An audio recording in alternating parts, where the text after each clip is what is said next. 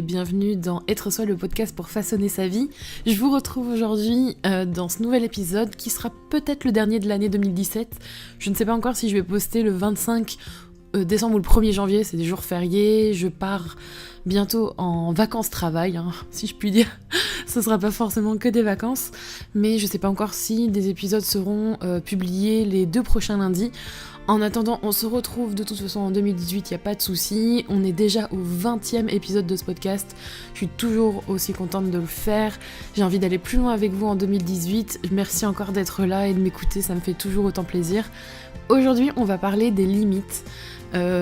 Comment définir ses propres limites, alors plus particulièrement dans un domaine professionnel, parce que c'est ce qui m'a touchée récemment et j'avais vraiment envie de vous en parler aujourd'hui. Pourquoi je vous parle de ça ? Tout simplement parce que tout récemment, je me suis aperçue en fait qu'au bout d'1 an et demi, j'avais pas posé assez de limites avec mon boulot, avec mes clients, avec mes missions. Tout simplement parce que j'ai fait des erreurs, je me suis pas rendu compte de tout. On n'est pas parfait quand on se lance. On découvre au fil de l'eau, et moi il m'a fallu 1 an et demi pour m'apercevoir de certaines choses, ça arrive, et forcément je me suis aperçue que je me laissais un petit peu bouffer par certains trucs, que ça me compliquait la vie, que c'était pas clair des deux côtés, et c'est pour ça aujourd'hui que j'avais envie de vous parler de cette expérience et de ce que je vous conseille justement de faire dès le début de votre aventure en indépendant ou en entrepreneur, parce que c'est vraiment très important de poser des limites. Pourquoi c'était pas forcément évident pour moi au départ ? Parce que honnêtement, je trouve, personnellement, je me mets en fait, je me mets à la place des gens, je me dis que j'ai pas besoin forcément de tout leur dire. Voilà, moi, y a des choses que je me permettrais pas forcément de faire avec autrui, que ce soit dans le cadre professionnel ou personnel. Sauf qu'en fait, on s'aperçoit que tout le monde n'est pas comme nous. Il faut apprendre à faire avec. Et finalement, avec pas une certaine tristesse, mais des fois une certaine déception, je me suis aperçue que finalement, il fallait que je m'impose, que je pose un cadre plus strict que ce que j'aurais pensé, pour que ce soit plus clair pour tout le monde, pour évoluer, pour qu'on se comprenne. Sinon, ça pouvait bloquer et j'y perdais aussi malheureusement de mon côté. Poser des limites, c'est poser des limites avec vous-même, mais aussi avec les autres, que ce soit donc chez vous ou tout simplement avec vos clients. C'est très important. Donc par exemple, avec vous-même, une chose importante à faire, c'est de définir vos limites de travail. C'est-à-dire que par exemple, en 1 an et demi, j'ai fait très peu de part aux pauses et aux congés. Pour être très honnête, les 2-3 prochaines semaines que je vais prendre un peu off, qui sont même pas des semaines totalement off, c'est pour ça qu'en 2018, je vais absolument changer ça, ce sont, on va dire, mes vraies vacances, entre guillemets, depuis un certain temps.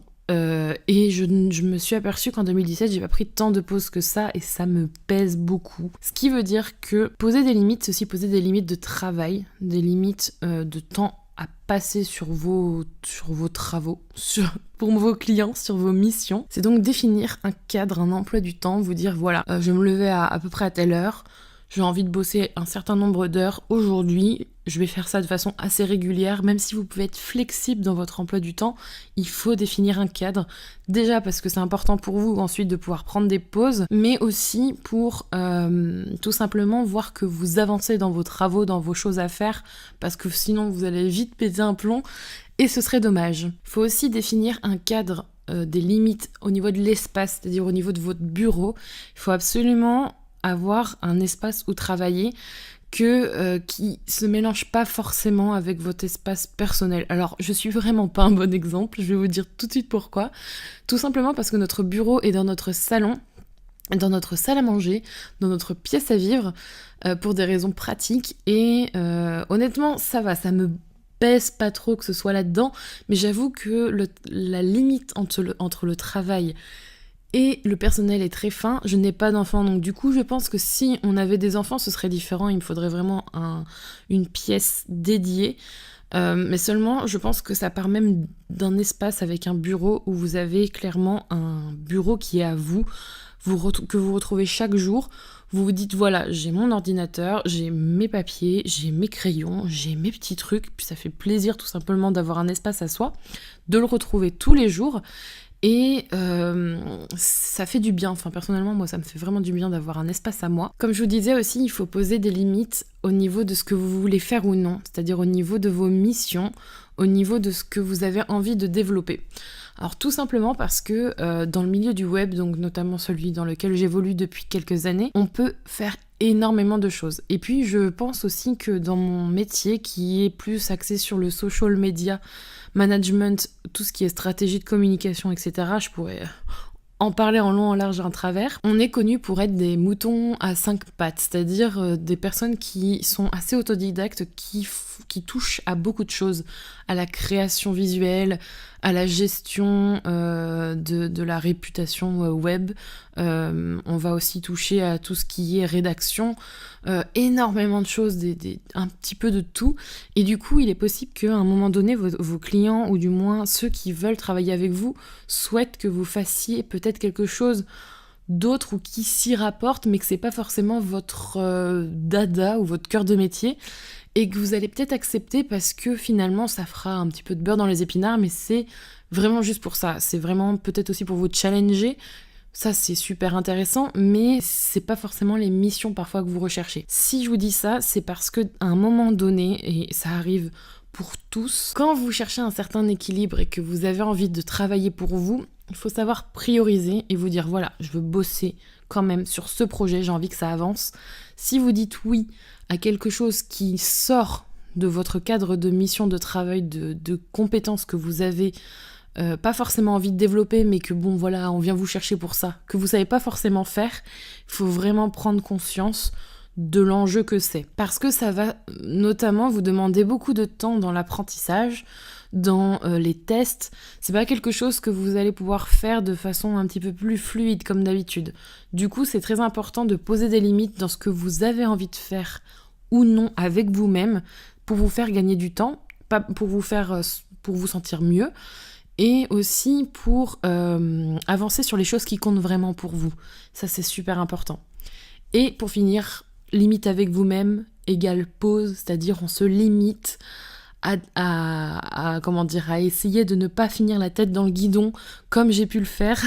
Je vous dis ça parce que au bout d'un moment, vous avez une accumulation de choses, vous faites, vous voyez même pas ce que vous faites. Au bout du compte, vous faites les choses, vous en avez tellement de trucs à faire que vous faites pas de pause, vous faites pas de stop dans votre vie, même la nuit vous rêvez de travail, quand vous arrêtez le soir vous parlez encore du travail, quand vous vous levez le matin vous déjeunez pas, vous faites du boulot tout de suite. Voilà, ça devient en fait un rythme insoutenable et vous vous rendez compte de ça quand vous craquez, et ça c'est vraiment pas la chose à faire. Des pauses, vraiment des pauses, et essayez, ça c'est vraiment un travail d'organisation, c'est vraiment un travail de fond, mais essayez de dédramatiser, c'est-à-dire, oui, vous avez reçu 6 mails, allez, peut-être même 30, j'en sais rien. Admettons que vous ayez reçu 30 mails là, dans la journée, et que dans votre tête, ça clignote rouge en vous disant « Vite, vite, vite, il faut que je réponde à tous les mails dans la journée ». C'est impossible. Vous ne pouvez pas travailler dans l'urgence H24, ce n'est pas possible. Faites des pauses, de toute façon... on est dans un monde où on est tout le temps dans l'urgent et dans l'important. Ce n'est pas possible, ce n'est pas une réalité possible si vous voulez vivre sereinement, clairement c'est ça. On vous fait sentir indispensable, vous l'êtes sûrement sur plein d'aspects, et heureusement parce que vous avez de la valeur par vos compétences, par votre savoir-être et votre savoir-faire, mais votre bien-être prime avant tout. Ne vous laissez pas bouffer par les urgences qui ne le sont pas. 90% du temps, c'est pas des urgences. Donc, traitez au fur et à mesure, faites des pauses, et surtout, limitez-vous, même si, il faudra toujours finir les choses, mais des pauses, s'il vous plaît. Ça, c'était tout ce qui concernait les limites avec vous-même. Souvent, je trouve que c'est parfois les plus faciles à mettre en place, façon de parler, parce qu'honnêtement, moi, faire des pauses, c'est compliqué, mais au moins, c'est des choses que vous avez peut-être plus la maîtrise et qui peuvent se réaliser assez rapidement. Les heures de travail, l'espace, définir les missions ou pas, ça, voilà, faire des pauses, c'est assez cadré. Par contre, définir des limites avec les autres, avec vos clients, avec ceux qui vous démarchent, ceux avec qui vous allez travailler, c'est compliqué on va va dire, après. Si vous n'avez pas fait ça en amont, si vous êtes bien installé comme moi, je trouve que c'est plus difficile. C'est pas impossible. Plus difficile parce que il y a quelque chose qui s'est installé. La première chose que je pourrais vous dire, elle est un petit peu bizarre. Pour moi, on l'est jamais trop ou pas assez, mais je n'ai pas trouvé d'autres phrases en fait pour vous exprimer ça, mais je dirais de ne pas être trop gentil. C'est bizarre, hein, de pas être trop gentil. Ça veut dire quoi ? Il faut savoir rester professionnel et instaurer une distance, ne pas être trop dans l'émotionnel avec les personnes avec qui vous travaillez, dans le sens qui sont vos clients. Pourquoi ? Parce que à un moment donné, il va y avoir un point de rupture où toutes les choses seront permises et c'est vraiment pas sain pour vous ni pour lui. Tout simplement parce que finalement, vous allez vous retrouver en face d'une personne qui est engagée qui attend des choses de vous. Vous êtes engagé pour lui. Et s'il y a quelque chose qui se passe pas bien, ou s'il y a quelque chose que vous ressentez mal, ça va vous affecter beaucoup plus vite, parce que l'émotionnel va monter, vous allez vous sentir pas bien, vous allez avoir un manque de confiance en vous, vous allez vous sous-estimer, vous voyez, cercle vicieux où vous allez vous sentir mal, redevable. Si vous êtes perfectionniste comme moi, vous allez vous sentir vraiment pas bien parce que vous avez l'impression que la faute vient de vous, vous allez tout prendre pour vous, alors qu'au final, vous devriez être au même niveau de... Il n'y a pas un rapport de force, en fait, qui s'instaure normalement entre le client et la personne qui vous missionne. Il ne devrait pas y avoir un rapport de force, vous n'êtes pas salarié, hein, puis même en étant salarié, pour moi, ça ne devrait pas exister, mais bon, c'est un autre débat. Quand je dis ne pas être trop gentil, c'est rester pro, ne pas commencer à inviter vos clients à tous vos fêtes personnelles, vos anniversaires, ou commencer à taper la discussion sur tout et rien, comme si c'était votre ami, et même les personnes avec qui vous êtes amis, il faut vraiment faire attention en fait. Quand je dis ne soyez pas trop gentil, ça signifie qu'à un moment donné, si vous vous laissez embarquer en fait dans une relation plus amicale avec votre client, il y en a certains qui vont en profiter ou qui ne vont pas comprendre pourquoi vous vous comportez de façon très carrée et professionnelle avec eux, parce qu'en fait, ils sont devenus amis avec vous. C'est un peu compliqué parce qu'il y en a avec certains où vous allez les tutoyer, où vous allez partager un verre avec eux, discuter, réseauter, même parler de votre vie privée, hein, c'est possible.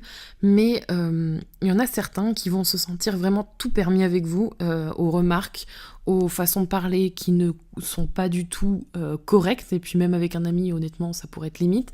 Mais il va pas vous voir en fait d'égal à égal, il va vous voir vraiment comme un pote ou comme une amie ou voilà une copinette, je sais pas comment dire, mais pas comme son prestataire de service par exemple, et ça risque parfois de poser problème pour avoir une certaine légitimité à vous imposer sur certains sujets.